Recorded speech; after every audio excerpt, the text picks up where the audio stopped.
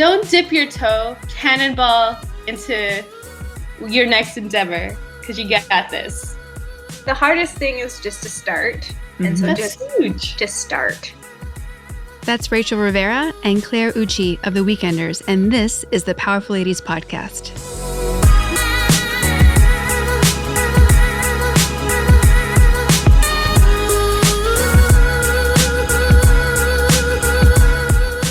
Hey guys, I'm your host, Cara Duffy, and this is the Powerful Ladies Podcast, where I invite my favorite humans, the awesome, the up to something, and the extraordinary to come and share their story. I hope that you'll be left entertained, inspired, and moved to take action towards living your most powerful life. Rachel and Claire are artists, designers, and entrepreneurs based in Vancouver, Canada. They've been friends since college, and their first business together was a vintage clothing shop. Today, they are equal artists and entrepreneurs behind The Weekenders, an art and design lifestyle brand. It's super lighthearted and where they get to express their fun side. Plus, they get to collaborate with their favorite artists and brands. On this episode, we discuss the value of having a creative partner, what it means to build a creative community around you, and why having fun should always be a priority. All that coming up, but first. Hey guys, this episode is brought to you by thepowerfulladies.com shop, where we are featuring the Weekenders pins. You can get all of my favorites from the Man Witch. Yes, exactly what you could imagine, a naked man in a hamburger sandwich. The Karma pin, as well as really fun things like the Suck It popsicle pin. They're all awesome and whimsical, and for sure to be conversation starters no matter where you wear them. Go to thepowerfulladies.com/shop to buy yours now.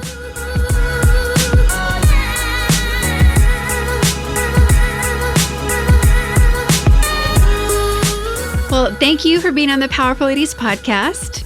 Of course. Let's start by you guys introducing yourselves and what you do. Cool. So my name's Rachel Rivera. And I'm Claire Ouchi. And we have a brand together called The Weekenders. And what is The Weekenders for those that don't know? It's an art and design lifestyle brand that's driven more so by our kind of artistic wiles. We love to keep it super lighthearted and our fun side for sure. Mm-hmm. I met you guys at Agenda, the trade show in Long Beach years ago at this point. I don't even remember how many. And I was drawn to your booth because you had such fun pins. Like, I really appreciate when people bring their sense of humor and personality into their work. And the fact that you have everything from, my new favorite is the Karma coin, but there's also a Man Witch, which literally has like a naked man in the sandwich. And there is the Everything Pizza that says everything's going to be fine. Like, they're all cute and whimsical, but like not childlike at the same time. So I just love them. Like, everyone always asks where I get them. That's awesome. Well, I'm always surprised too that like I went into my yoga studio and you had done a pin for them. I'm like, what? Like, what is happening? Actually, one of the major things that we also do on top of our own personal line is collaborate with a lot of like-minded businesses and other artists to create something really cool together. And we've really appreciated and enjoyed that process throughout the whole time we've done Weekenders. So that was super cool that you got to see that as well for yourself. Yeah. And how did you guys meet and how did Weekenders get started? All right. The story starts, we met at art school and we were taking the same program together, visual communications. And it was what do you like to call it? Meet cute? It was a meet cute. Yes, that's a great term. We had a total meet cute. It was in typography class. And I had, her desk was in front of mine it was in front of mine. And I had dropped my pencil and then she picked it up and it was an exchange. And it was like, oh, thanks. And then from then on, in fourth year, we were beside each other, just working along. And it was just such good chemistry and just really fun. And then we lived together and we did actually have another business together. Yes. We really, not only did we have an attraction toward the same types of things like in the realm of art, but we also were addicted to thrifting and vintage clothing. Mm-hmm. And so we would do that on a weekly basis and go thrifting. And then we started a business together while we were still in school, a vintage clothing company that kind of was the first business that we've carried toward together before starting Weekenders. Yeah. And you guys are in Vancouver right now.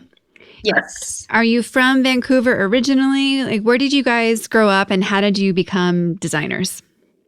Well, I grew up, we're both from Alberta, and I grew up in this small mountain town called Canmore, Alberta, and it's right beside Banff. A lot of people don't know about Canmore, but they know about Banff.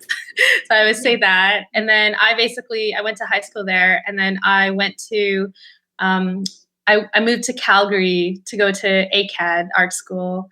And then my story is I kind of have an anomaly of a family. They're very art centric. So both my parents and a lot of my family members are all invested in art in some different way. So we have art teachers. My dad's an abstract painter. My mom managed a graphics group. My uncle's an art teacher. So it's just a part of who and how I grew up. Mm-hmm. We have studios and paints in my world. So, yeah. Very cool. And which school was it that you guys met at? At the Alberta College of Art and Design. We would highly recommend it for anyone that would want to get into the graphic design world, because it's actually It is great. It's super great. It's like focuses on your technical drawing skills first before getting into the ideation of a project. So I think you just come out really well-rounded. Yeah, so you do anything you create want. and like have the vision and understand like the whole process. Mm-hmm. So we found, and work ethic, they really if you're late for one thing, they fail you. So Yeah. it really made you a strong person. Yeah. And then after you guys left university, did you immediately start doing your own projects? Did you work anywhere else? Like, have you always been entrepreneurs, or have you also gone into the corporate world? So for me, when we graduated from art school, I immediately went into an advertising agency as a designer. So for me, my story starts in graphic design and advertising and print. We still were doing our vintage clothing together, and Claire was also in her agency at a digital agency. So mine was more brand and web focused. Mm-hmm. And then I received a job to move to Vancouver, and that was kind of like the catalyst to come to Vancouver, super randomly, but in the realm of fashion, through just one night out, meeting a new friend that lived in Vancouver while still in Calgary. And then they had sent my portfolio to their company without me knowing, and then it kind of they were into my style of work and offered a position. And so I took it, and then had been at that company for 4 years. And then we're pretty parallel, actually. So whatever she says, just take that. No, and then what happened was they were looking for someone else, and I highly recommended Claire because of the aesthetics and world that she lives in terms of like design and graphics. Mm-hmm. And so she came then to Vancouver on board, and then we pretty much like worked in the corporate fashion world in Vancouver for almost 10 years. What was that like? It's such a good learning experience, of course. And yeah, I really loved falling into fashion because definitely didn't learn it at school, and I just find it really exciting, always learning, and totally different from the digital and agency world. So I'm actually very thankful it came into my life. So it was really funny for me as a transition from advertising into fashion, because where I used to work was mostly male centric, and all of the all the brands that we used to work for were for beer or high-end cars or high-end watches. Yeah. And then so when I moved to this, when I went to that one fashion company that was like very girl centric, I'd be like, oh, everyone, how about beer Fridays? Are we doing that here? And everyone's like, no. Oh, just kidding. And in meetings, like in big meetings where the big boss is there, it'd get catered and everyone would have like salads, but I ordered a cheeseburger once and then no one would like let that go. It's crazy, the difference. But yeah, no, it was good. It is shocking how, because being in the sports world for such a long time, it was almost predominantly men, especially the action sports side. Yeah. And we always had to take notes of like who was a vegetarian or a vegan because it was the anomaly. Like a lot of our business lunches would be like barbecue. And then the entire room would smell like barbecue and everyone would have like the meat sweats and be barely conscious for the afternoon.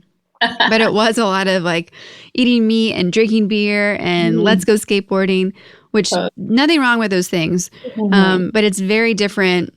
Like that would be like the DC team. And then if you went to a Roxy meeting, it would be salads and yoga and completely different worlds. Yeah. Even if they were in the same building.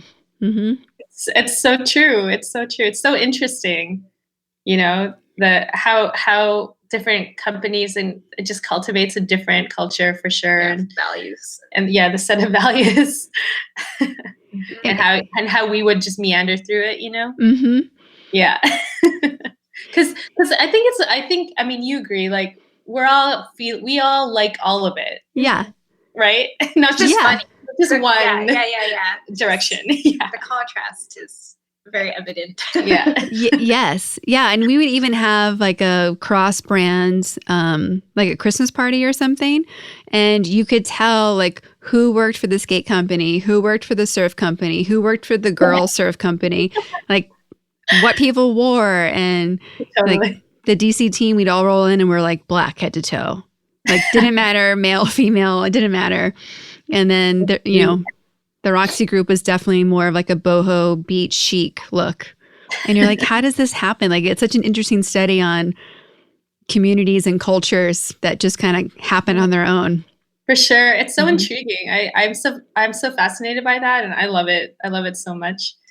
I think our true selves are like who we are now is we kind of like to be a bit more weird and just weirdos. I think just with who we are, just okay with being different and just being ourselves. So it's a fun place to be from for sure the beginning of like when you're starting out, you're like, how do I fit in or how does this work? And we're just on the other side now. So it's great. Well, I think that definitely, it comes through experience and self-confidence and like getting things under your belt. But I think it also allows you to have the space you need to really be creatives. Like I mentioned this a few podcasts back, how I can't wait until like we have the 90s like apparel trend covered, but I really want the 90s cultural trend to be back of how you were only cool if you looked different.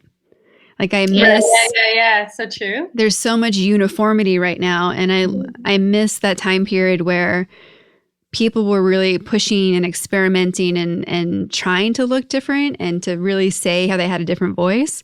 So I encourage that to come back. And I think it might be soon just based on the cycle of culture.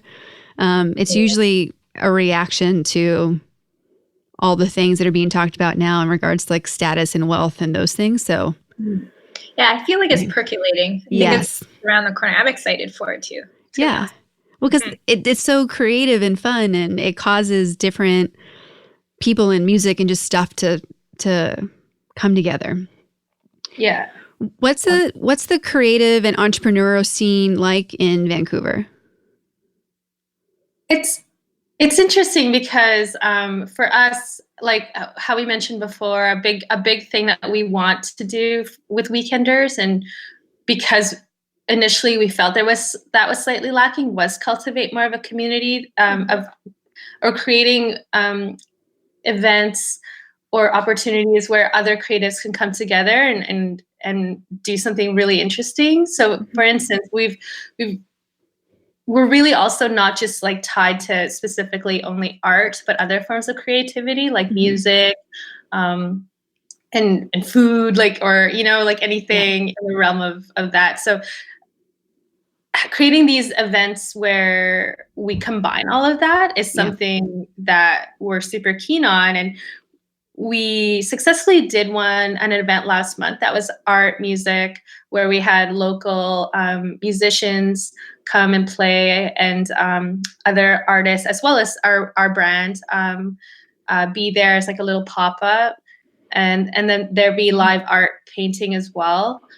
Just an all-encompassing event. Like we had our artist friend, she had created these amazing phone booths that she like painted all psychedelic, and they're on there's two of them on 2 floors, and essentially if you would pick one of the phones up, the other one would ring, and then some other person would answer it, and it'd be a random human and you wouldn't know, and you just get into a conversation. Very cool. Really and then we're doing another one actually this coming Thursday, and in the theme of, because it's getting hotter out here, so it's kind of like a West Coast surf theme, and it's all about surfy music, some local bands, as well as another like pop-up, and then a live West Coast mural painting. So it's kind of just really fun that people are digging these types of events that we're doing, and it's fun for us to kind of curate that. Are people paying to come to these events? Yeah. Very cool. Yeah, they're ticketed for sure. Yeah. And are you guys doing like one a month, or what's the frequency? Well, this one, because the last one was it last month or two? I feel like it was maybe 2 months ago. 2 months ago. So this will be our second one. But we do have pop-ups as well at our studio. Yeah, so that's more just in the realm of like our music art kind of pop-ups or nights. We call them like blank folk night. So first it was dreamy folk night, and then this one's surf folk night. Because in the realm of music, it's easier to have, like, you can shop and look at art when the music's not super intense, you know. But we, like Claire was saying, we also have in our studio, we do have pop-ups where we curate like 30 plus local artists and designers and do a little like weekend pop-up, and it's been super fun. I definitely found once we started Weekenders is the best thing to connect with our community. Before, when we moved here, it was kind of like we had our group of friends, but it was hard to like expand that group. And once we started Weekenders, it's been amazing. Like met so many people, artists, just local rad people. So we want to take this and like go to LA. We'd love to like come and hang out and just like keep this world growing and meet great people. So yeah, that's our goal for sure. When did you guys start Weekenders? I'm like, is it 4 years ago? It might have been 4 years ago. We should know that. Well, the thing is, the first year was more just an experiment almost, because it's like it just happened. it just naturally happened, and we knew that we wanted to create another company or a brand together after we moved away from our vintage clothing. And we were just trying to figure it out. Yeah. We were like, why we stopped Slip P was we love vintage, but it wasn't creative enough.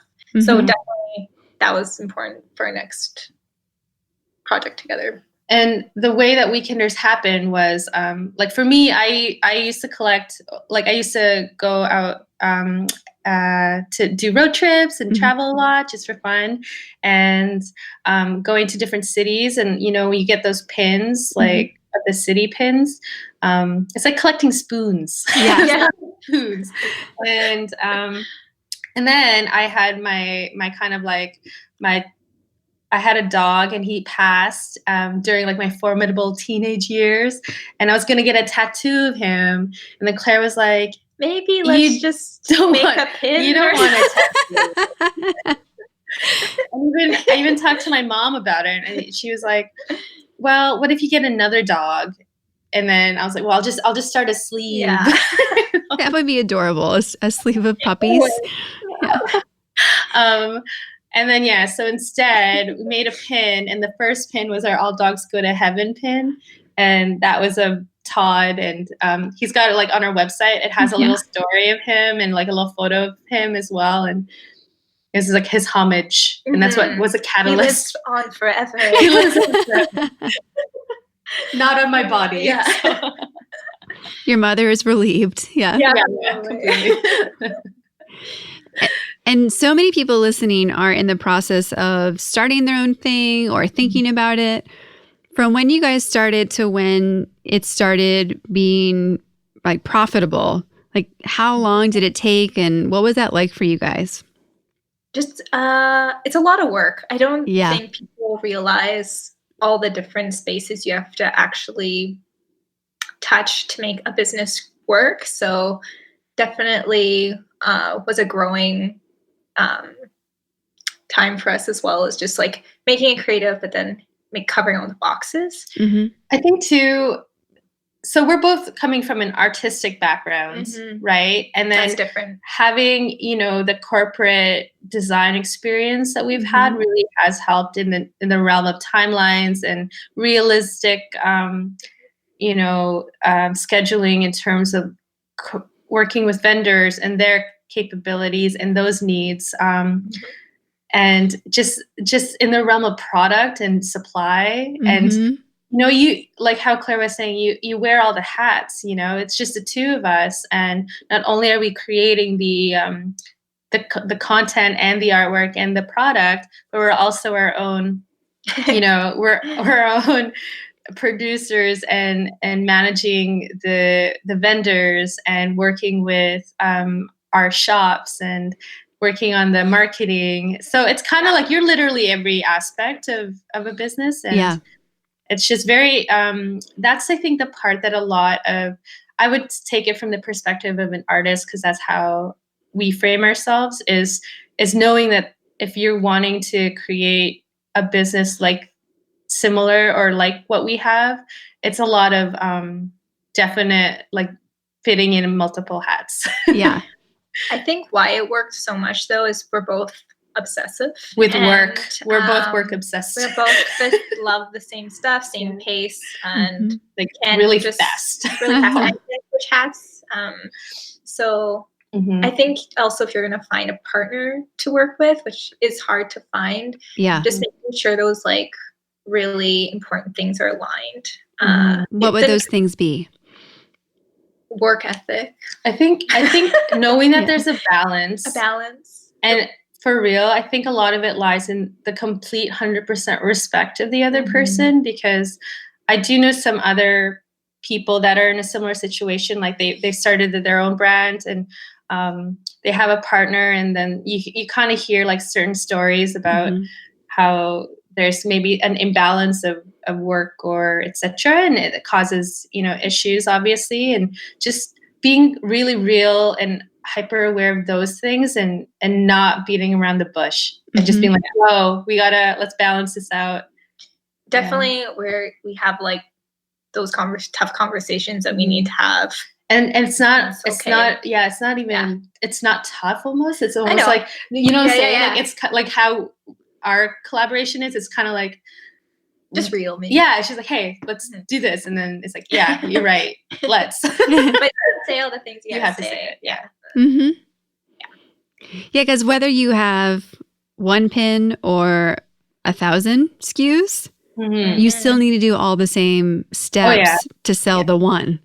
Yes, so exactly. To your point, there's so much work and so much steps. And I'm realizing also within Powerful Ladies and a lot of the feedback and research I've been doing more and more about like the first 6 months to a year of a business, that the PR becomes the most important thing that you can do, because you just need people to know you exist. Yeah. And sorry, go ahead. No, go ahead. Well, I wanted to just jump in on that in the realms of like, the visual representation of what your brand is and how your guests see it is so important. I'm like, how do you, it's everything. It kind of is. It's just, it's so interesting the role that social media plays in that respect. Like, Instagram or Facebook, just having your content out there in that way. It's crazy how many people can find you in the world of marketing. Just we've had so many interesting creatives and individuals find us through our social media, and yeah, I love it. Well, and you guys have done a lot of artist collaborations as well. How did those come about? What is it like to be working with a third person or another group on top of the, you guys working together already? Well, I think a lot of that push for us to collaborate with other artists is what we mentioned before, is really creating those opportunities for working with artists not only that we've just liked and have been fans of in the past, but just seeing what their take would be on like the types of styles that we have, like our pins, and what those types of capsule collections could look like, and then really building it out in an artistic way.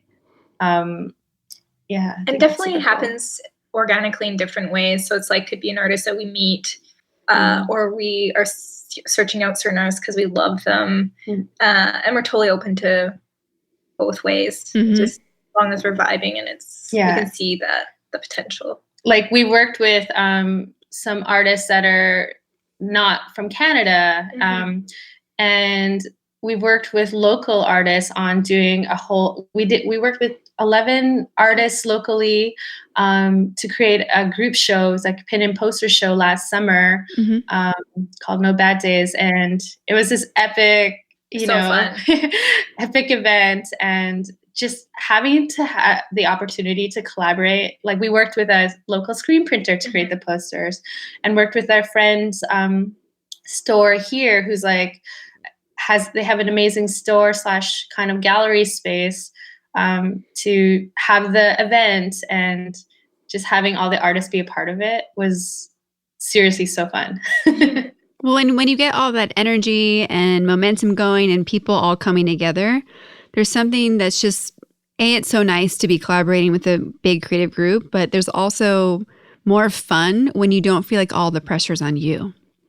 Yeah. Totally. It's like we're all in it together. Yeah. I think a big drive for us too, like, it's interesting that you say that, just because when you create your own collection, it is a little bit more it's obviously more personal, or but for us, I think I know everything that we come out with, we're super proud of, because our muses are us two. So it's kind of like when we're in these crazy brainstorm sessions together, like weirdo late night, sessions, we and just say all the things. But it's kind of like, it's more like, would you wear that? Would you wear that? And if someone's like, no, I wouldn't, or whatever, it's like, it really helps drive what we're actually going to create for our own brand. Because it's more like, if no one else likes to sing, but I super like it, that's cool. Yeah. So it's almost as if, realistically knowing what's trending of 2020, like that kind of stuff, just having that be on the sideline, whereas the main focus is really creating something that we really want to make. So that, like, the man witch was invented through that. I just like not overthinking it, just being like, really, like, there's so much women stuff out there. We want to see some naked dudes. It's more like bringing equality to the realm of, it's like, great. like, yes, body positivity. And I love, obviously, like, they're so great to see a lot of like beautiful figure drawings and illustrations that are out there right now, so prevalent in the realm of the woman form. But it's just, we wanted to bring more like an equal footing, kind of like, and like ladies making naked dude forms. Well, and it's and what I love about it is that it's not just like you made a naked guy pin, you put him in a sandwich. Like, there's something that's so much more approachable about the entire conversation about the women's movement and equality and what's happening when you're like, yeah, but it's just a guy in a sandwich. Like, it's no matter where it's at, it's funny. Completely. Love it, yes. And it was more also an appreciation for the male form and also hoagies. Two things that are great, Yes. Yes. And now great together. Yeah. And incidentally enough, actually, that pin's very popular with the men. For sure. Over ladies. And I was actually surprised because that's just something you never know until you put things out there. And then, Well, yes. It applies to, I'm sure, every sexual identity, because you might want to be, the man that you want in the sandwich. You might want a man in your own sandwich. Who knows? I love that. Who knows? Jordan's laughing at us in the background. I mean, these are the real conversations, people. Yeah, exactly. This is what's going to make the world go around. Yeah. And it's so interesting too, because why we're really proud of, say all the like our different pins that come out is because they actually, a lot of them, come from a story or experience that we've had. And so it's kind of like when we see those things and how people, interpret or appreciate them for themselves, it makes us happy. But also we're both just happy because of where the idea came from. Kind of thing. Like, for instance, that everything pizza. I was once like, I had a super bummer day and I ordered this large pizza to myself. And then I like had a first bite and I was like, everything is going to be okay. And it's the best pizza. And it's the best pizza in town. And it was okay. Everything was okay. It makes me wish that the pizza arrived to you shaped like a heart. Like self-care in the form of pizza. Oh my God. That should be an option on pizza brands where they're like the self-care pizza. Yes. You're onto something. Yeah. Feel free to take that into its own pin direction. I love that. Actually, I have a pin request because my one of my oldest and dearest friends, I've known him since I was like 11. He was living in Tampa, Florida, and I went to visit him for spring break. And he was in like the skate community there and the bike community, and there was a house there called the Rock and Roll House. And whenever they threw a party, they would make their own pins, like not the enamel kind, but the I don't know what the button pin. Yeah, thank you. And it was like maybe a 1/2 inch to 3/4 inch round button pin. And it was for their Valentine's Day party. And it was just a conversation heart that said, fuck you. And it said, love the Rock and Roll House. And in really tiny script going around it, because from far away, it looked like you were just wearing this like cute heart button. And then people would get closer and be like, wait, what? And I loved that feeling about it. And that's actually what I love about the pins you guys make too, because you don't know always what message you're getting based on the perspective, right? It changes. And I wore that on my denim jacket for decades. And then that jacket got stolen because it was in the trunk of a car when we were on vacation in Poland, and the whole car got stolen. So the jacket went with it. And I really just wanted the jacket back because I wanted the pins. So I've had to rebuild my entire pin collection. Man. So sad. Of all of them, like I forget what was on there except the fuck you pin was there. And I'm like, no. And I know. yeah, we wrote it down. Yes. Well, and I used to wear it to work all the time, right? Because everyone's like, oh, isn't that nice? Right. And I wouldn't think twice about it because it was just on my jacket. And I remember having a few senior people be like, what are you wearing right now? And I was like, oh, isn't it great? And I would tell them the whole story and they would be like, you're ridiculous. Okay, fine. Yeah. And it was much more conservative workplaces than in action sports. So it probably wasn't appropriate, but oh well. Yeah. That's so great. Also super sad about the loss of that jacket, but I love that idea. Yeah. Well, and I also just had to get a new denim jacket. I got one for Christmas because my previous one was literally falling apart on my body. So I've turned it into a vest and I've left all the pins on it and I'm like adding more patches. And so my new denim jacket right now is just like, meh. So I need to like be run over by a car a couple times and start getting its own personality. Totally. Mm-hmm. It's hard. It's like getting a pair of new Chucks. Like, I know. you love them and you're like, you're really clean right now. Totally. It's true. Yeah. A lot of, like, in the US, a lot of people get stuck starting their own business or becoming entrepreneurs because there's not a lot of support to start a small business. Like, you usually don't have healthcare unless it's provided by a corporate job. It's really hard to get any funding or support.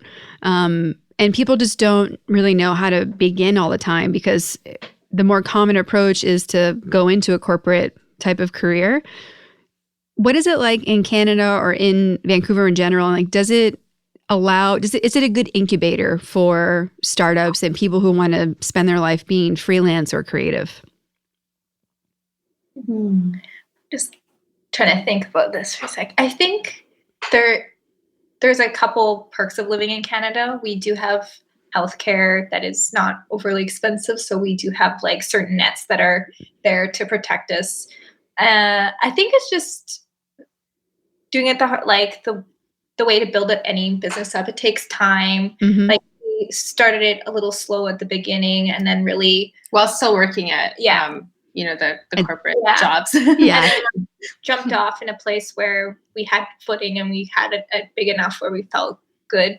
And then I feel like there's a lot of just, our world is design and art. There is tons of people doing what we're doing. And I do wish there was a bit more communication about business because there's just so much to know and learn. So we're definitely open to sharing what we know. And we're hoping to talk to our friends and learn more that way too. Because there's just so much about it. Yeah, definitely in the realm of I think we touched on this a little bit earlier as focusing on the art side, and even going to art school or design school. There is really not that business part of it that you're kind of you're thrown into and have to be realistic and figure out all those things that are important to maintain the business and also have it continue for more than 1 year, 2 years. And in terms of the support systems, I think it's like if you cultivate an openness and sharing with other, other entrepreneurs, that'll then feel like they can then be open and sharing their findings, and you're building like a real community, not just something protective or competitive. Yep. Yeah. And that's something we're not in that game at all. It's like share the wealth. Yeah.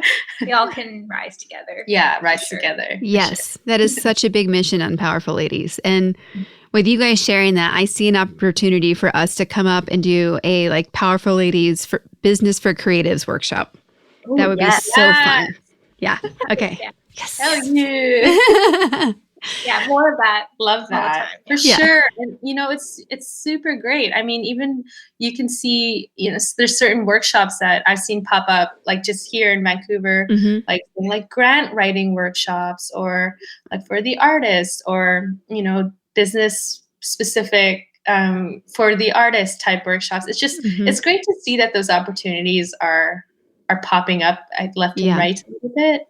And I think that's so integral for what we do. Yeah, I feel like there used to be a lot more resources and expectation that you would join a family business or a small business or have a trade. And because so much of it in the past couple of decades has translated into corporate world, I think we lost a little bit of the knowledge of what it looks like to just generate income from nothing. So I'm glad that there's more of these resources coming out. And it's similar to forgetting what it's like to eat real food, right? We're finally coming back to what it's like to eat things that you can identify. And I think we're doing the same thing about how to make money that you can identify the steps to, because part of the reason I started doing business consulting was because so many of these awesome startups just thought there was this magical formula that big corporations had. And I'm like, well, they have a lot of great things that are hard to get, mostly funding and the people resources. But other than that, you have to play it's the same game. Everyone has to follow mostly the same rules. So And they make a lot of mistakes. So how about we avoid those and just do the basics? Yeah. Yeah. Like cut the fat. Yeah. Yeah. Like I joke, and I think it's going to become a reality because I put into existence the other day that I will start writing a book by the end of the year. But I think I'm just going to call it like lemonade stand business, because if you can run a successful lemonade stand, you can run a successful business. Yeah. We make it so hard. And sure, there are things that require expertise, but there are a lot of successful knuckleheads out there. So anyone who has some intelligence and drive and creativity, like you can do it too. And I know this sounds super, what's a word term? Like, keep going. Like not generic, but like, yeah, you've heard this before, you know? Okay. But seriously, a lot of it is just the gung-ho drive. Like, you can believe in yourself. Yeah. I like keep on keeping on. Yeah. I call it grit. You just get there and get dirty. Yes. Despite anyone else's, comments or, just even your own inside voice. If you're super passionate about something, there's a million times in even your own life or in your friend group where you're like, you see or hear about an idea and you're like, oh, I could have done that. But no, you didn't. You know what I mean? Like, just do it. Yeah. And commit to it and like be passionate about it. And it's crazy how far that can get you. When you put the blinders on, it's sometimes the best thing to do. Like, there's all these stories of bands that go in to create their new album where they don't listen to music that's not theirs for 6 months because you don't want to be distracted. You want it to come from your source and not care about what's trending and not care about what's happening. Exactly. Like, I really loved when I was working at Puma, we weren't allowed to have WGSN accounts. Whoa. And it drove us crazy because I'm sure part of it was like saving money because it was such a huge company. But there were like a few people that were allowed to have one. And you always had to ask them for like the city guides. That's when that was like the thing to do because there weren't apps yet. Yeah. And but I liked the principle behind, if we're following WGSN, then we're not actually being creative. And it changed how a lot of things happened. And sure, it was more valuable for the product managers than the designers, I think, because you need to know what's happening and price points and what's coming next. And it's always good to go know the competition in the industry. But at some point, you got to say, like, I don't care. Like, totally. Full on agree with that. That's like the mantra. Yeah. It's kind of like, it's almost like the 10%, just because in the realm of, we are realistically in that world. Yes. We should know what's going on, but then just push it aside and then be like, okay, there's that bubble over there. And then like, what's our bubble? Like, where are we at? Yeah. Yeah. Especially when you're looking at different tiers of customers also. Like, if you know that you're on the adoption curve that's on like more to the right and it's later adopters, like, you need to know what's happening. Like, you're going to live and breathe in that. But if you're trying to be influencing the influencers or it's worse to know what's over there because it'll just distract you. Yeah. Mm-hmm. And it's so interesting too, like when you think of the realm of fashion and just drops and how it's a year from now and all that stuff. And it's just kind of like, well, why don't we just think about what's going to be 2 years from now? And then just drop that a year earlier. Yeah. There have been so many moments when amazing products have failed because they came out 6 months too soon. I know. It's so frustrating. Yeah. And that's why, like, I remember having so many battles with the like regional merchandisers or sales guys to be like, I like enforcing the rule. Like, we're not going to drop a SKU for 18 months because we can scale it back. We can reduce the units, but like, let it incubate. Like, there's been, I saw so many things go away. Like, the next season, you're like, oh, look, the same brief we already did. Yeah. Maybe we just bring it back to life. Yeah. It is so frustrating, the realm of trend and actually a lot of it just happens to be timing. Yeah. And just what your perspective is in that moment. If it's always going to be like the right perspective, but it's like at what point is it the right? Yeah. There's such a science to it, and it's just really annoying. It is because especially when it's way more fun to live in the world of if we like it, everyone else will too, which is unfortunately not the way that it all works. Yeah, that's not the real business. No. Try. No, not at all. When you guys look at how you're spending your days, are you like super scheduled about how you organize your days to get things done? Are you more free flowing? Like, what routines or rituals do you guys have together individually to like live your best life and keep growing your business? Well, for me, I definitely I'm obsessed with my calendar. I really love my calendar, and it's color coded and everything. Claire's seen it. It's great for me. It's great, but I think for someone else, some people have been like, "Whoa, okay." Is it digital or like a tangible? Yes, a digital one. Yeah. Because I can then shift blocks around. Yes. No, I am a complete nerd in the same respect. Like live and die by it. Mm-hmm. Yes. So I think in terms of like, there's a parallel that we had that we're both hyper organized, Mm-hmm. and there's a lot of different projects going on at all the time. So for me, like having a very clear schedule for not only my day but my week and then the month, it's kind of like that's what helps drive like the workflow throughout throughout the week. And I feel like that's my main thing.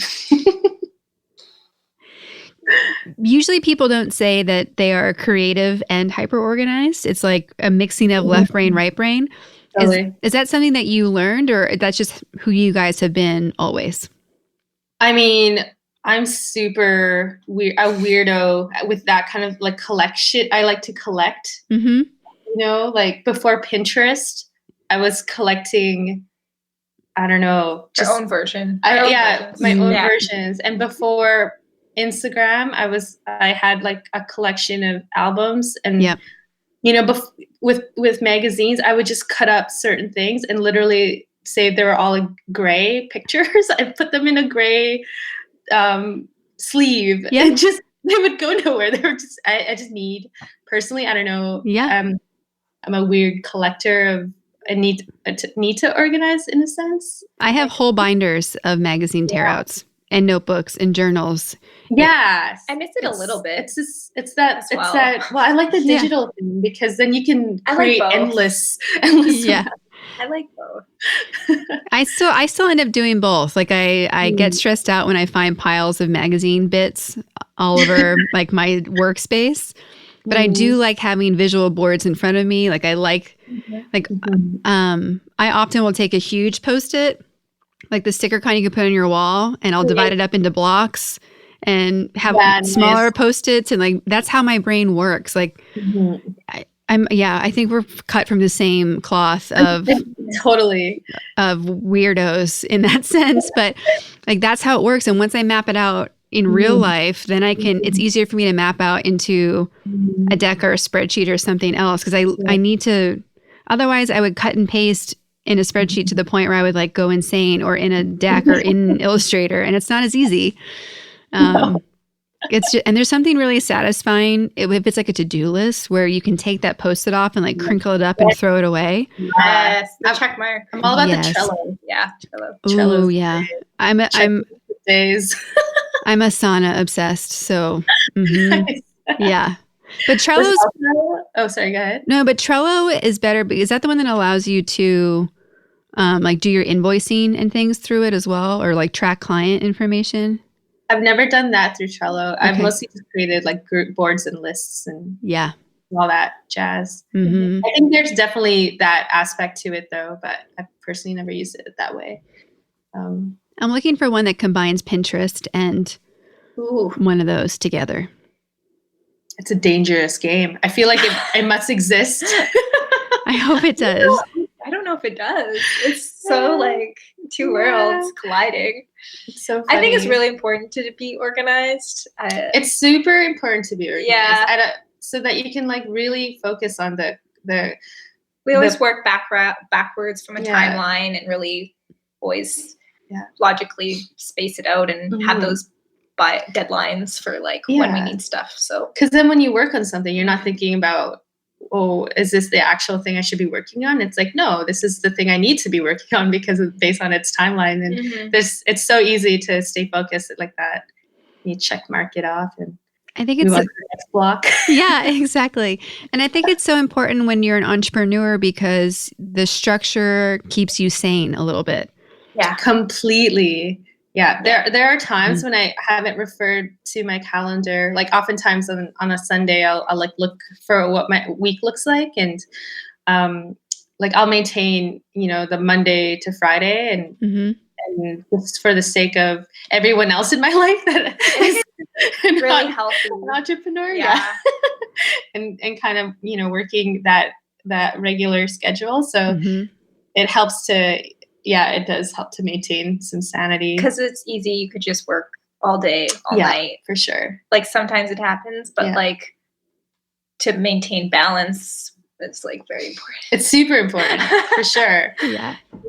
Having the fitness. But in the realm of what you're saying about the right brain, left brain, I think it's interesting actually too, because, before going into the visual communication program, at art school, I actually was going in to be a fine artist. And then because I was paying for it on my own, I realized that those are some skills as I was going through the classes that I've kind of already learned on my own, but knew nothing really about the graphic design world. So that is what drove me to go into graphic design, and then realized how much I loved it because it really does use both sides. Yeah. It's like using your creativity and your like analytical brain. And I think that's why I think that's also like what's great about being an entrepreneur. You're not just focused on one part of it. You're kind of having to do, there's always a different day. Every day's different. Yeah. Yes. I like that part of it. For sure. Yeah, and I felt the same way working in product, and as I do now, but being someone who is 50-50 left brain, right brain, I'm glad that there's a place where I can do both. Yes. Because if I had, like, whenever my job had me like get sucked more into just looking at spreadsheets and calendars and operational stuff, I'm not as happy. And then similarly, if all I do is create for a while, then my brain starts to say like, you're not getting anything done. This isn't serious. What are you doing? And you can create all the time. It's honestly, like for me, like I'm most creative like weirdly late at night. And you're just like, oh, you'll wake up or you'll be up at 10, and I'm kind of like a night owl too, but that's when it's like weird art creative, not organizing or whatever. No, that would be, if we switched it would be horrendous. If organizing at night would just be like, my pins. I gotta organize my pins. Then you're kind of in a different territory. Yeah. Definitely know where when you're good at something at part of the day. Yeah. Totally hone in on that. Yeah, hone in. I feel like a huge part of, as I get older, I listen to my intuition more, and it's the best guidance for anything, like project, people, whatever. And I really encourage, people to harness their own intuition and really listen to it, because it knows before you even know. Yeah. So what does intuition mean for you? Oh, it's just like, it knows everything, man. It's like, it like third eye. Yeah, it like knows when a piece of artwork is done. It knows when like, man, I really love this person, I want to work with them. It knows when like just something is on or off. Yeah, it's guidance. I don't know. You can feel it. I don't know how to explain it. There's this, I was just saying, there's this book, I forget the title and I forget the quote, or I forget who wrote it, but the message landed for me. And it was, your body knows like around 30 to 40 minutes before your brain knows like the actual feelings. And oftentimes your brain does acknowledge that that's happening, and you choose to ignore it. And it's kind of practicing the choice of accepting and following through with that feeling versus listening to something inside of your brain, because that's just something that an outward force or yourself is telling you versus your body, which is the truth. Yeah, like it's like sometimes you're thinking too logically, like, well, this will be really important if we did this for our business, but like deep down we know it's not the right move or something. Like really listening to that feeling and processing maybe like why that's coming up. Well, and I think too that there's, whole it's not just the external cultural questions, but it's the self-doubt and the ego talking. Like your intuition doesn't have an ego. So your intuition never tells you that you're a jerk or you're an idiot or so that's your brain.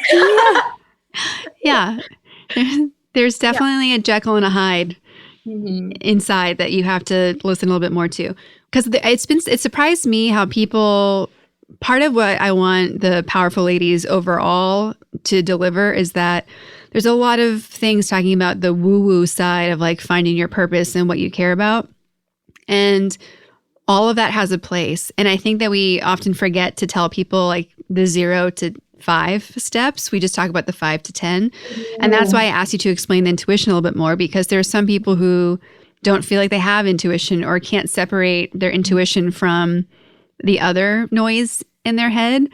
And when you haven't taken the risk to trust it and to get the reward, and like you have to train yourself to hear it. Like I think you hear it when you're little, and then through adolescence and growing up, like you tell it to shut up because it's not cool or whatever. And then you have to turn it back on again sometimes. It's so true. Like literally think like a kid again. Yeah. Kids just ask humans any questions, not thinking it's offensive, but just more like thinking objectively. Yeah. When you look at the women's movement overall that's happening, and you look at what's happening in your local community, do you see big differences? Or like, what is it like for people who aren't in Canada or aren't in Vancouver? What's happening there? I definitely care for equality. I want the options for both genders to have the same experiences and opportunity for sure. But it is a really censored time, and I'm not okay with censorship. Yeah. Personally. So. Well, I mean, I think it's interesting because the voice is definitely out there right now, like we're seeing it out there and it's amazing, and just having representation in all forms of, coming through in media and coming through in all aspects, like in the creative world, in the political world, even in like the entertainment world, it's all everywhere. You're seeing it now come to the forefront, and it's super great. And right now, it's a big deal because that wasn't the case, and I just cannot wait until it's not a big deal and it's just normal. And that's like, really, we're in the growing pains right now. Yeah. And it's funny because like for me, when we all have experienced those types of things where you're just living your life and then someone's like, you're a woman. You're like, yes, okay. Yes, Thank you for noticing. Thanks for noticing. Yeah. And it's funny because like, say for instance, with Weekenders, because say in our website, we call out what we do and what we're all about, but we don't necessarily say like that who we are. And it's been an interesting experience, meandering through that realm, because the interesting thing is a lot of people actually think that Weekenders is run by men. Just based on the aesthetic, something about Weekenders relates more to men than so, which is interesting because for us, we're just kind of doing us. Yeah. Yeah, and it's more just like we muse about it a lot. And we're like, oh, I wonder. Yeah, it makes us just question like, where is it coming from, or why do they think we're men versus women. Oh, yeah. And then even like say when we're at, we've been to trade shows and before when we were doing like our few first ones, we'd just be like, hey, we're weekenders. But then actually it turned out people thought we were just sales reps for the brand. Give these to your owners. And we're like, oh, we should actually tell everyone that we're the owners and designers and creatives. It's all us. Yeah.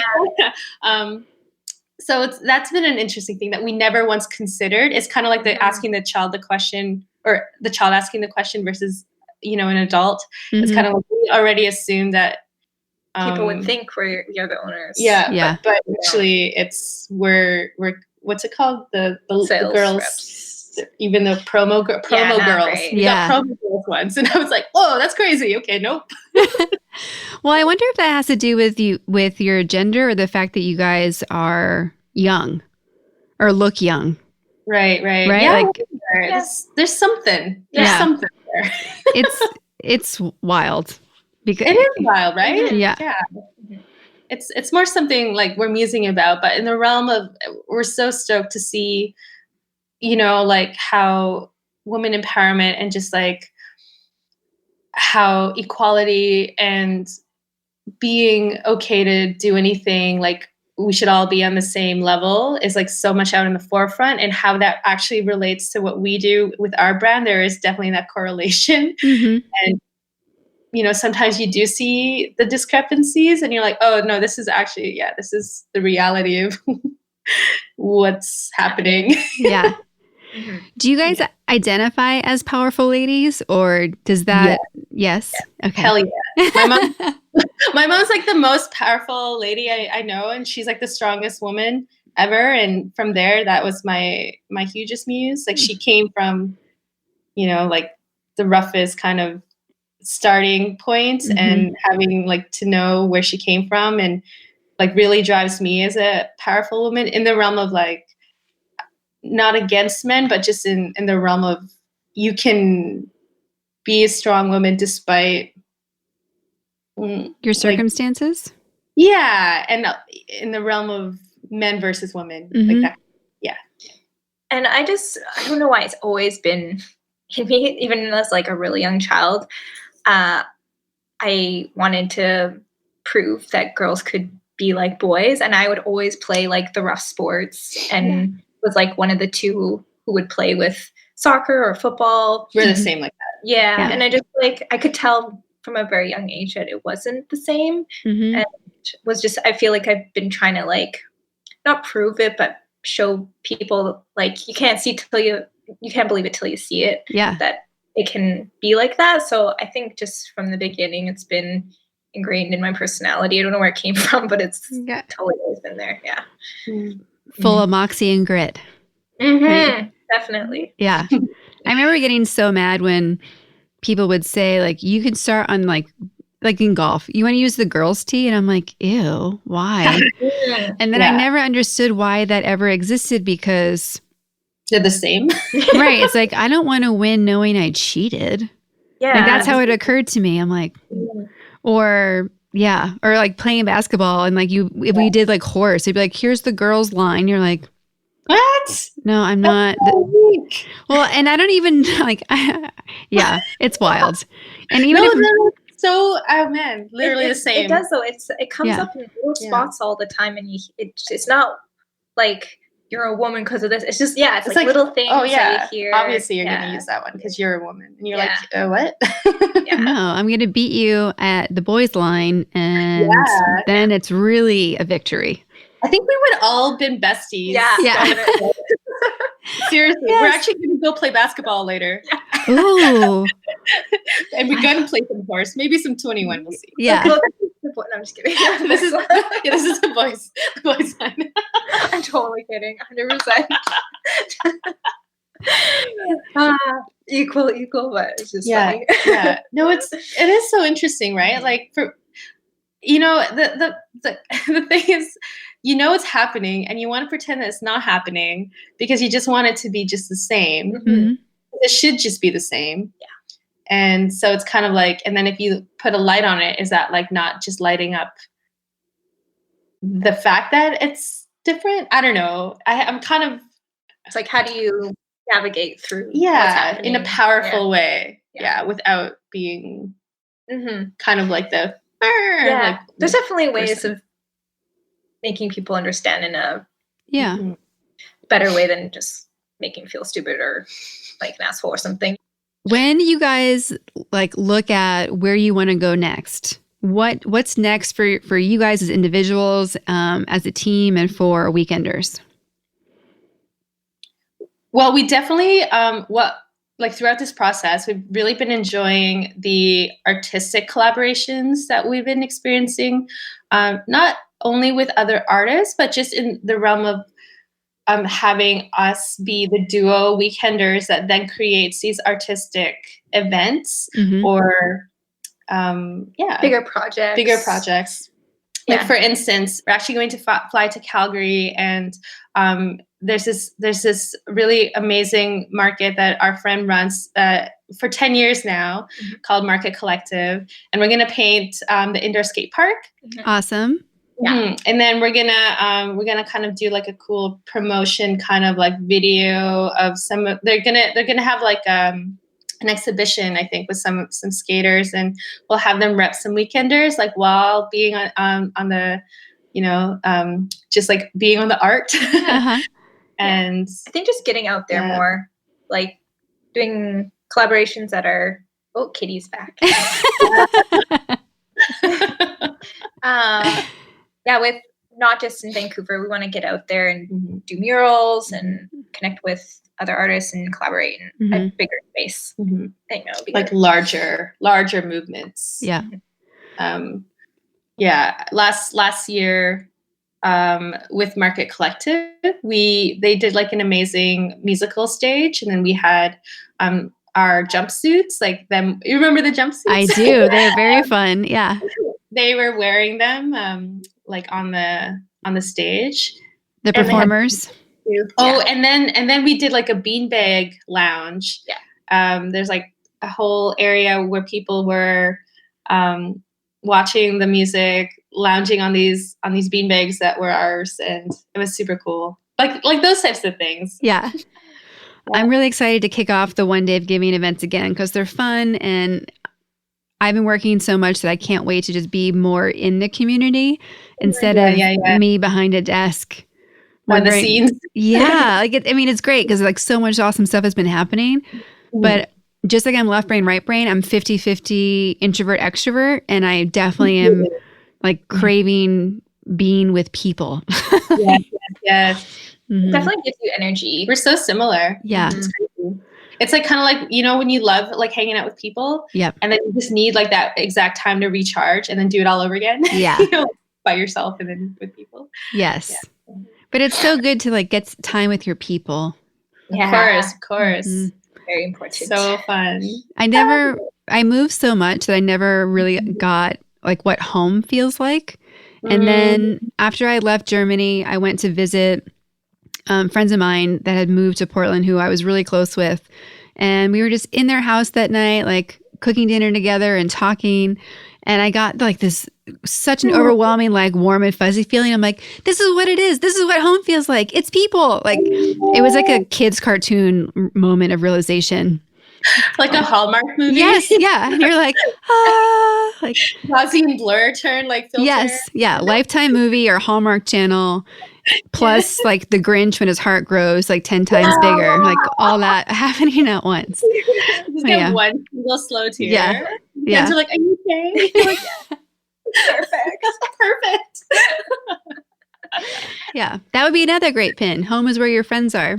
Oh, you're gonna write that down. That's good. Yeah. It's true. I feel like when you get older, you definitely have your family, of course, but your circle of family through friends. It's so funny because basically Claire and I have been together since art school. Sounds like we're together.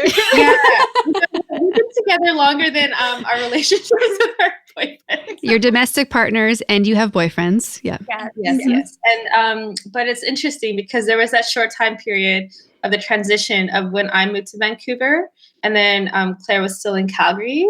And I hadn't noticed that was like, actually, I needed Claire to be, I needed her to be in the same realm. You know, it was so much more noticeable. I was like, wow, I'm missing my human. This is crazy. Yeah. Yeah. We joke like when we're really old ladies, we're gonna have like 2 houses right beside each other, and like they better be cool with it. What's happening? You guys have like secret doors. You can just go in between the houses.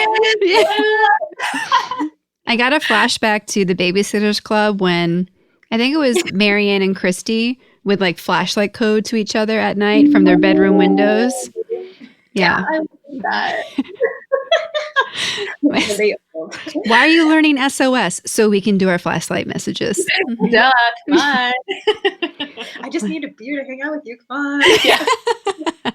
Well, maybe we can upgrade it to like the LED screens. Like you just have, they face each other. You can just text your message in. Right. That's so funny. Or what are those things with, is that what you mean? Yeah. Mm-hmm. Yeah. So good. When you guys think about being a powerful lady, where do you put yourself on the scale of 0 being average everyday human and 10 being mega powerful lady? Today and on average. I'm going to just go ahead and say a 10. Ooh, I like it. We mean his. Yeah. We really want to we're really going for it in life. We're putting our hearts in it. We know we only get one life. Super cheesy, but that's it. You know, I'm gonna just add to that real quick. Okay, so this might get a little cheesy or whatever, but we already went Hallmark, so we're okay. Yeah. True, that's true. So Claire and I both have had kind of life experiences that were more like health life experiences, and I think there's if anyone ever experiences anything like that, it really does hone in on what is important in your life. Do you mind sharing what that is? Or if you don't want to, you don't have to. I'm probably okay. It's just kind of it's one of those things where, you're living a certain way and then something happens and then you get blindsided. By life. And then after that, you're like, wow, actually none of that stuff that I was thinking was important is actually important. And then it really does help you focus on the importance of not only what you need to do in your life, but also there is a sense of urgency to be doing what you need to do or want to do, because you'll never know what else can happen in this crazy life we live in. Yeah. You don't. And what I love about you guys is that every area of your life, you approach it with a great balance of seriousness and focus, but also a lot of fun and play. I think people forget to incorporate the play into their life and make sure that every area has some.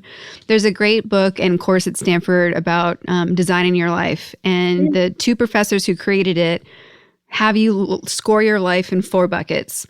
One is like love, all relationships, like friends, parents, partners, everything. And then you have your other bucket of work and career, a bucket of wellness, and a bucket of play. And they start by asking you to score yourself, I think it's 1 to 4 in each area, based on where you're at today and what you really want. And then you look at the balance across those. And so often people who aren't happy, it's because they don't have, it's not even about the relationships, it's about the play, missing. And it's so important. I in my ideal world, every day there's some element of recess. You guys going to play basketball later? I'm like, yes, that's so inspiring. It reminds me that I want a hoop in our at our house, because playing horse is fun and it's such a good stress reliever.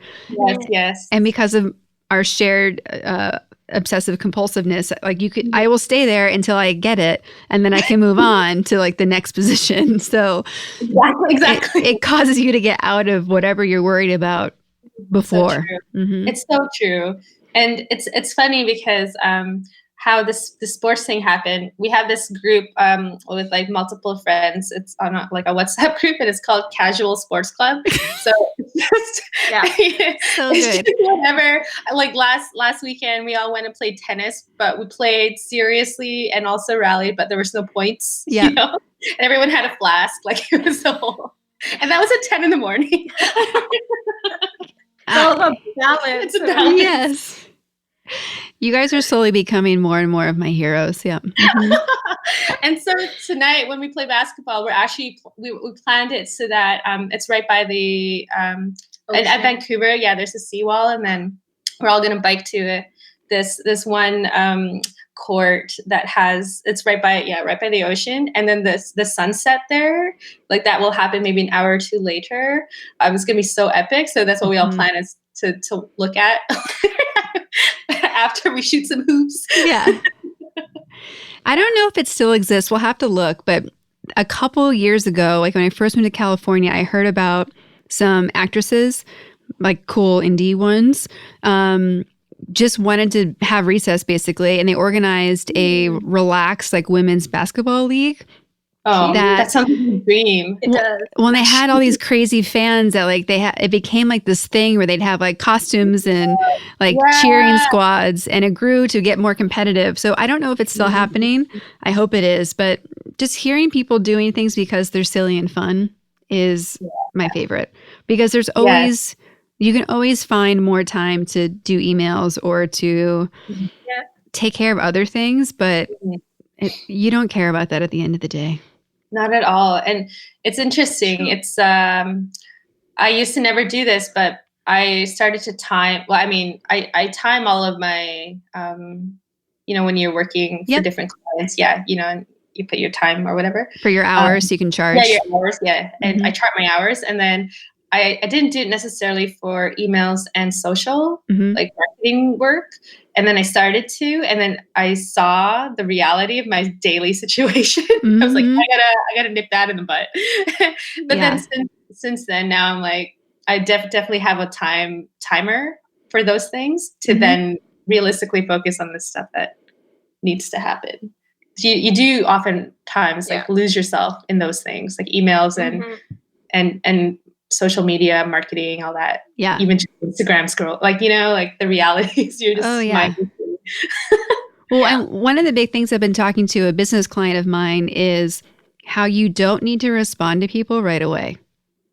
And she has a consulting business of her own and does a lot of freelance work. And she's like, but what if there's an emergency? I'm like, there's no emergency that I've ever heard of in the social media world that's going to cause someone harm. So I think it's okay to set up boundaries and do the pre-conversations, like just set the boundaries for how you need to work. Because if you're doing emails all the time, you're never getting your projects done. No.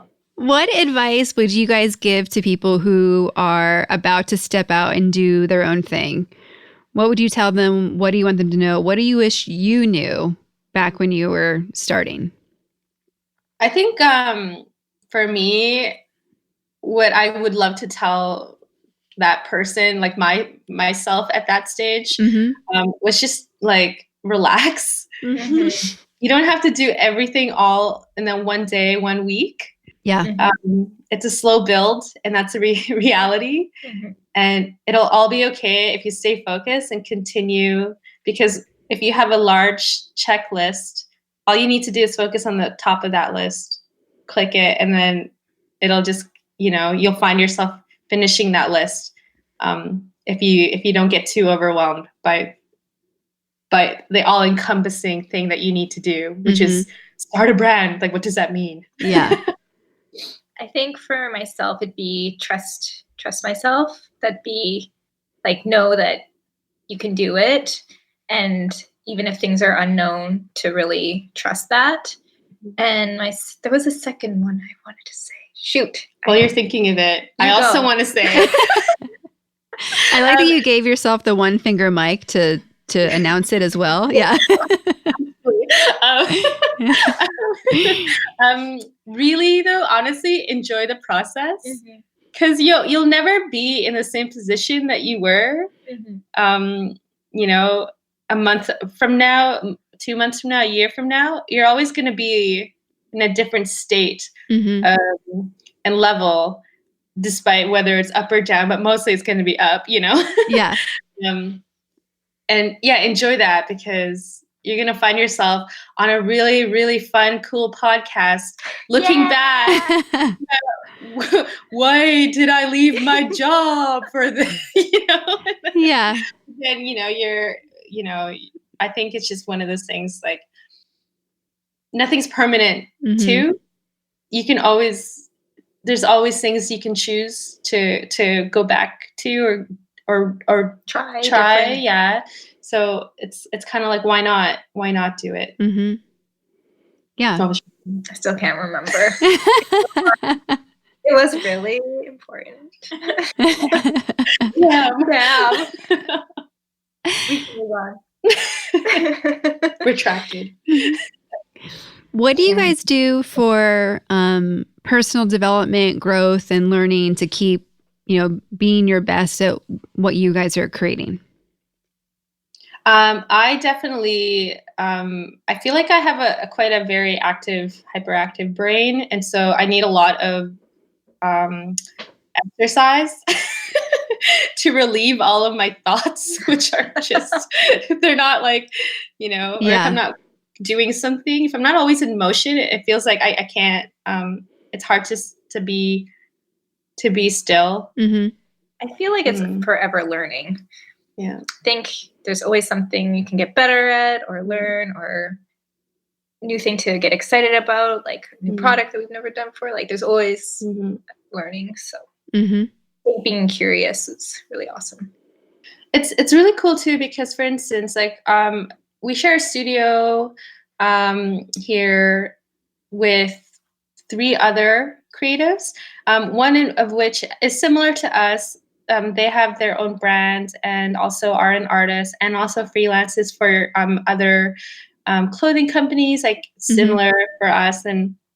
And then we have another person that's in there who's just strictly a fine artist, and he paints oils and portraits, realism, realistic. And then there's another person that has, kind of like a similar surfy kind of accessories vibe label, but also they do screen printing. So seeing everyone like doing something creative, but it's always a little bit different, is also super inspiring to help drive, like, oh, I might, take kind of that, it's really cool, what that person is doing right now, and then, like, be inspired by it in whatever form, and then adapt it to what you're up to, in a sense. If that makes sense? Yep. Yeah. That's why I have the podcast. I mean, I look at who I'm inspired by, and I'm like, let's talk to all of them. Right? Because there's just so many people who I get inspired by, people who are out and doing it and like going after what they want, even if it's them trying it and being okay to be like, I'm just going to try and see what happens. Because really, that's what you're doing every day. Exactly. So, yeah. You're just putting on a pair of pants and getting out there in the world, see what happens that day. Yeah. Well, I was doing a leadership program I think 2 years ago now. And one of the things I got from one of the lessons was to start each day by asking, like, who can I help today? And it was such a great thing to take on for like 30, 45 days, because when you wake up and you say, who can I help, or who am I going to help? Even if you don't know, like, you just put it in your mind, like, I'm here to be of service. It changes everything, because you don't mind taking the extra few minutes to hold a door, answer a question, or have a conversation with somebody, because you're out of my to-do list, but into like a to-do list of impact, I guess. Love that. Yeah. I think to like add to that too, another big, it's almost like a mantra that we both share, and I guess a value as well, that we're super unwavering in, is just to be nice to other people. And there's no reason to not be. Yeah. No ego, man. No ego. Because, this industry has a fair share of that, which is so crazy to me. I don't understand where it comes from. And the industry in the realm of fashion, lifestyle, just like apparel, but also in art. And, design. It's all about who you are and what you do. And I think it's so irrelevant. Like, why can't we just, be humans? Yeah. And then what you do is secondary in a sense. So it's interesting. Yeah, that's definitely something that we totally are on that same page about. Just be nice. Yeah. It's free. It is free. It's free, and it actually makes your life easier. Yeah. And more fun. And did you know that you, what is it? You use less muscles to smile than you do to frown? Yeah. Yeah. For anyone that wants to. The PSA of the day. Nature's Botox. Don't TM that and make it in. God. What are podcasts, books, or people that you guys are following right now that are getting you excited? I actually don't do podcasts personally. Well, you're now gonna start. Horrible with names. I know. So when I work, I'm strictly music. So I guess I listen to a lot of comedy. Random. But I can't remember what it's called. I do like to listen to build up, small business build-ups. I can't remember. It was like Patagonia was his story and how did he get where he was. I find them very inspirational and it makes me want to keep like doing what I'm doing. Me too. Yeah. And then as for books, I'm reading, also don't remember the name, but it's about looking at your life and just doing your essentialists. So okay. Essentialist. Yeah. And yeah, I just like to always reflect on my life. It's like the square box you're talking about. It's like, is everything balanced? Could I be doing things in a better way, smarter way? So it's probably a combination of like business and inspiration that I like to listen to. So yeah, I've got 2 books that I always just go back and forth on, and they're just my rotation. One is the Hedonist Handbook. Yeah, I love that one. And then the second one is just like a small business guidelines book. Yeah. And it's just like a little handbook as well, but they're just kind of, it's fun to keep yourself grounded, like in that world. And those are my 2. I think for us, and it's our constant battle, and it's not bad. It's just we're totally yes men. Yep. And so we say yes to so much stuff. And that's why I am reading The Essentialists, because it's just like want to keep focused on our dream, but also seeing what's around. The thing is, like, when I think the term yes men has kind of a negative connotation, but I don't necessarily agree, only in the respect that it's like we're seeing the opportunity that we could do with that project that's being, put forth in front of us. And it's kind of like, wow, yeah, there's so much we could do with that. And then there's so many of these opportunities. I mean, it's a good thing, I think, that are coming up to, like, that are being put in front of us, that we're just excited to want to be a part of it. But then on the other end of that, then it's kind of like the timelines are all similar. Yeah. And so we're putting ourselves in a situation where if we had just like pulled or pushed out one of the timelines to like give ourselves enough time to properly work on something,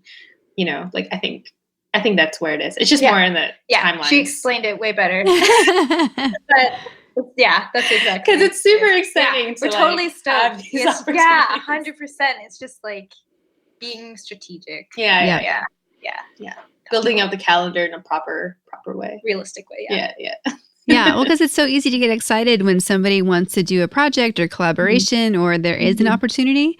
And I think it's different when you're saying yes to everything because there's coming from a lack of like income or lack of something else. But when you're saying yes all the time because you're like, that would be super awesome, it's different and it still needs to be managed because there's so much awesome. It's like traveling. Like I could travel every day of the year and still not see everything in the whole world. So I would keep saying yes. And then a year would go by and I'd be like, oh, I didn't see my family and I'll shoot. Like, totally. So even the good stuff needs to be managed so that you kind of keep that balance. Yeah, it's so major. Mhm. Again, it's like going back to the calendar. I mean, like I never talk with anyone about schedules unless I have it pulled up. I'm like, okay, well, I have to be in a space. Like I can't do it if I'm out. I'm like, no, I got to be in front of my computer looking at my calendar to see we can commit to that time. And yeah, we're getting there with that in terms of that. I even schedule my friend time. Yeah. Because then I know it actually gets to happen, and then I don't fill it up with work on accident. Yeah. Mm-hmm. I definitely have color codes for friend hangs. Yeah. You're like, is it orange? I'm like, yep, it's the orange one. I don't color code. I just have it all in there. Maybe I should color code. I love the color code. I think I just know I have to do it all, so it's all there. You want to bleep that out, Jordan? You can. I got a screen cap now. That's good. No, I'm shaking my head and laughing because about a month ago, we've been recording Powerful Ladies like almost every weekend, and it came to the point where I had to start putting in my friend time, and I literally started to become the person that's like, I need to check my schedule, and I never wanted to be that person, but I'm doing so much that I have to do it. That person are awesome people like us. Yes, but no, I think color coding is very beneficial. It totally is, you know. You can look forward to a color that you see coming up on your Yeah. But then you put in like the worst color for when you have to work out, and you're like, oh, God. That's so funny. Mine's gray. Why is it gray? That's my workout color. Oh, that's great. Amazing. Oh man. Well, as we are Get it. as we're wrapping up today, what are some last words of wisdoms or insight you want to share with the listeners? Don't dip your toe, cannonball into your next endeavor because you got this. Ooh. I don't think I did that. Because mine was like, the hardest thing is just to start. And so That's huge. just start. Yeah, it's just. It is. Once you start, keep going. Like keep going. Yeah. And listen to your intuition. It's real. It's there for you to guide you. It's like it knows more than you do. Totally. Well, guys, I have had so much fun. Thank you for thank you so much for having us. Of course. Thank you for being on the podcast. Thank you for being a yes for me.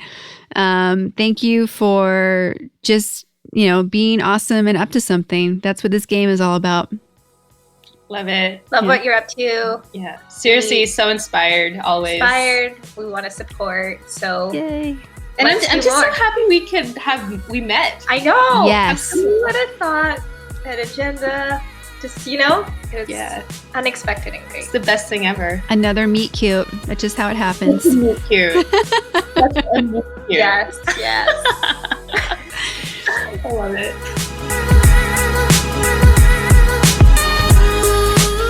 Rachel and Claire are two of my favorite designers and people. They're so fun, talented, and are great examples of one of my favorite quotes, let your mind be focused and your spirit free.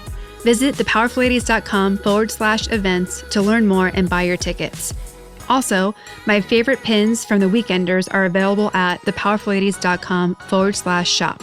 If you'd like to connect with the Weekenders, to say hello or hire them to collaborate on design projects, which I highly recommend, you can. Visit their website, theweekendersshop.com. You can go to their individual websites, ratcastle.com and claireouchi.com. You can email them, welcometotheweekend@gmail.com. Follow them on Instagram, Weekenders for Life, Radcastle, Claire Ouchi. You can follow them on Facebook, facebook.com/Weekenders for Life, and check them out on LinkedIn, Rachel Rivera and Claire Ouchi. See all of the correct spelling for Weekenders because it's WKNDRS, and all of their names in our show notes at thepowerfulladies.com/podcast. If you'd like to support the work that we're doing here at Powerful Ladies, there's a couple of ways you can do that. Subscribe to the podcast on Apple Podcasts, Stitcher, Google Play, or anywhere you listen to podcasts. Leave a review on any of these platforms. Share the show with all the powerful ladies and gentlemen in your life. Join our Patreon account. Check out the website, thepowerfulladies.com, To hear more inspiring stories, get practical tools to be your most powerful, get 15% off your first order in the Powerful Ladies shop, or donate to the Powerful Ladies One Day of Giving campaign. And of course, follow us on Instagram at Powerful Ladies. For show notes and to get the links to the books, podcasts, and people we talk about, go to thepowerfulladies.com. I'd like to thank our producer, composer, and audio engineer, Jordan Duffy. She's one of the first female audio engineers in the podcasting world, if not the first, and she also happens to be the best. We're very lucky to have her. She's a powerful lady in her own right. In addition to taking over the podcasting world, she's a singer-songwriter working on her next album, and she's one of my sisters. So it's amazing to be creating this with her, and I'm so thankful that she finds time in her crazy busy schedule to make this happen. It's a testament to her belief in what we're creating through Powerful Ladies, and I'm honored that she shares my vision. Thank you all so much for listening. We'll be back next week with a brand new episode. I can't wait for you to hear it. Until then, I hope you're taking on being powerful in your life. Go be awesome and up to something you love.